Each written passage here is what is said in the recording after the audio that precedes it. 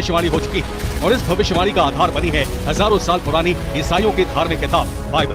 फरवरी के बाद फिर बड़ी प्रॉब्लम्स आ रही हैं, लेकिन परमेश्वर अपने लोगों का फेवर करेगा। सूखा ऐसा भारत में कभी नहीं हुआ। धरती की रोटेशन स्पीड कभी पड़ रही धीमी तो कभी हो रही है तेज। इससे हो रहे हैं मौसम में जबरदस्त उथल पुथल वाले बदलाव। 1/3 साल खत्म होने वाला है, कुछ प्रॉब्लम होने वाली हैं अलग अलग, किसी न किसी तरीके से।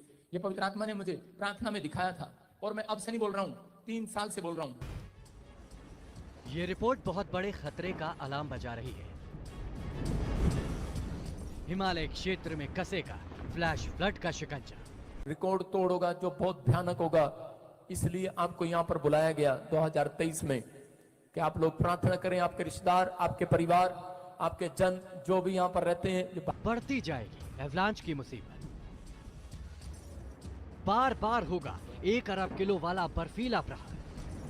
उनके साथ आती हैं कई मौसमी बीमारियां, जिनमें से एक है आई फ्लू यानी कि कंजक्टिवाइटिस। बिलासपुर में इस वक्त आई फ्लू का कहर बरपा हुआ है। आपको बता दें कि सैकड़ों मरीज कंजक्टिवाइटिस से संक्रमित हैं। 5 मैं फिर देख रहा हूँ कि वायरस फैल रहे हैं अलग अलग तरीके। उनकी छोटी सी हेल्प अगर हम करते हैं आपकी तरफ से, अगर 1 रुपए से लेके आप जो चाहें वो दे सकते हैं। क्यू कार्ड पे अपना दशवांत या अपनी गिफ्ट ही मान ले, गिफ्ट के रूप में आप इन्हें भेंट कर सकते हैं और प्रभु आपको आशीष देगा। और 23 में कि बहुत सारी गर्मी निकलने के बाद करे कि वो जितने भी कीटाणु होंगे वो सब ऊपर आएंगे और तहस नहस करेंगे।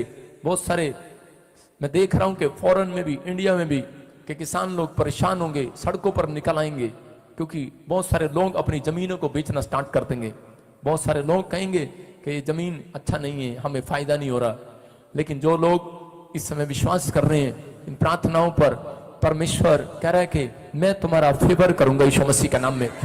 जो लोग पवित्र आत्मा से प्रेयर करेंगे, मैं उन लोगों के लिए बोल रहा हूं। अब पवित्र आत्मा कहता है मैं उन्हें जीरो से हीरो बनाऊंगा यीशु मसीह के नाम में। लेकिन याद रखना, कह रहा है कि 2023 में जब आप ऐसी आफत को सुनेंगे, आप कहते हैं कि ये हर बार हो जाता है, लेकिन नहीं, पवित्र आत्मा ने मुझे कहा ऐसा नहीं होगा। आत्मा कह रहा है, मैं इसी समय होली स्पिरिट से बात कर रहा हूं और पवित्र आत्मा ने मुझे कहा, कह रहा है क्यों परमेश्वर का क्रोध उतर रहा है? क्योंकि लोगों ने, कह रहा है कि लोगों ने परमेश्वर की प्रकृति के साथ छेड़छाड़ करना शुरू कर दिया है। और इसी समय कह रहे कि बहुत सारी प्रॉब्लम्स देखेंगे। आप देखेंगे आने वाले समय में कि साइंस ऐसी बात की खोज करेगी कि आपने देखा कि ट्यूब में कुछ रखने से बच्चा हो जाता है, अब ऐसा कुछ नहीं होगा। एक मशीन रखेंगे उसमें बच्चा अपने आप हो जाएगा।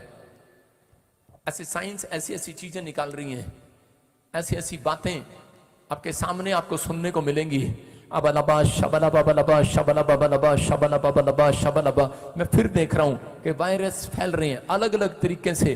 कुछ डॉक्टर लोग इंजेक्शन बनाएंगे, लगाने के लिए ट्रीटमेंट करेंगे, लेकिन परमेश्वर, हमारी कमियां हैं कि आज हम ईश्वर को जानते कब है? जब हमारी नीड होती है, जब हमारी आवश्यकताओं की हमें बहुत ज़्यादा ज़रूरत होती है, तो हम परमेश्वर के वचन के पास जाते हैं, उसकी आराधना करते हैं, उसकी स्तुति करते हैं। और जब वचन हमें अपने पास लेके आता है तो हम उसे नहीं देख पाते। इसी तरह वचन देखो, आप कहीं संकेत आपको इस तरह के मिलेंगे, कहीं तूफान आ रहा है, कहीं बाढ़ आ रही है, कहीं जलजला आ रहा है, कहीं भूकंप आ रहे हैं। आप इस चीज़ को अनदेखा ना करें, आप इस चीज़ को अनदेखा ना करें। ये एक ऐसा विषय है जो हमें अवेयरनेस की तरफ लेके आता है, वो हमारे परिवार के लिए, क्योंकि प्रभु ने अपने इकलौते पुत्र से प्रेम किया, उसी प्रकार हम भी हमारे पुत्र और पुत्री और हमारे माँ बाप से प्रेम करते हैं। क्यों करते हैं? क्योंकि वो रीति उसने सिखाई है और हम उसके लिए कुछ भी करने को तैयार हो जाते हैं। उसी प्रकार परमेश्वर भी अपने एक पुत्र के वादे के लिए सब कुछ कर सकता है। आप जान के अनजान ना बने, आप अनदेखा करते हैं मेरे भाई बहनों। कोई आपसे मांगता है तो आप नहीं देते हो, कोई आपको पुकारता है तो आप नहीं जाते हो। आप क्यों ऐसा जीवन जी रहे हो? जबकि परमेश्वर के सिग्नल यही है कि जो परेशानियाँ आती है उसके पीछे परमेश्वर खड़े होते हैं।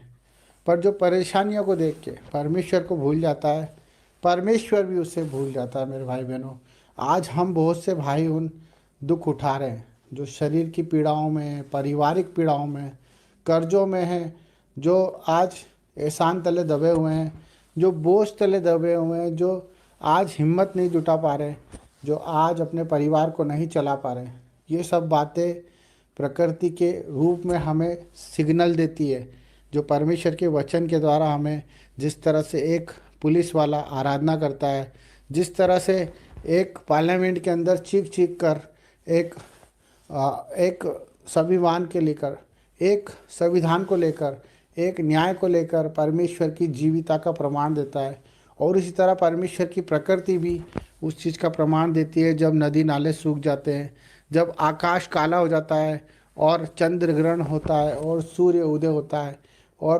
पंछी आकाश में इधर से उधर होते हैं, जिन पे कोई बंधन नहीं है, जिन पे कोई बंधन नहीं है, वो कोई देश को नहीं जानते, वो कोई जात नहीं जानते, कोई समाज नहीं जानते, वो सिर्फ परमेश्वर की हमें सिग्नल देते हैं, वो परमेश्वर की क्रियाओं को हमें समझाते हैं। पर हम भूल जाते हैं कि हम इस सृष्टि में ईश्वर के भरोसे आए हैं, हम परमेश्वर के रूप में उसके समानता के तरह हम इस सृष्टि में आए हैं। हम जिस दिन अपनी फ़िक्र करना छोड़ देंगे, जिस दिन हम दूसरों की फ़िक्र करना शुरू कर देंगे, उस दिन आपको परमेश्वर की हर एक बात सुनाई भी देगी और दिखाई भी देगी। हमें अपने दर्दों को, अपने दुखों को आज अपने जीवन से निकाल के फेंकना है, हमें उनका महत्व ख़त्म करना है।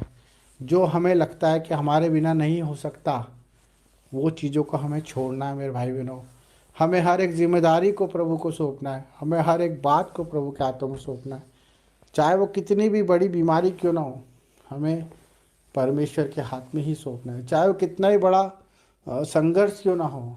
क्योंकि जब आयुब को आप देखते हो बाइबल में कि वो परमेश्वर को कहता था कि अगर परमेश्वर चाहे तो मुझे मार भी दे तो मैं उस पर भरोसा करना नहीं छोड़ूंगा।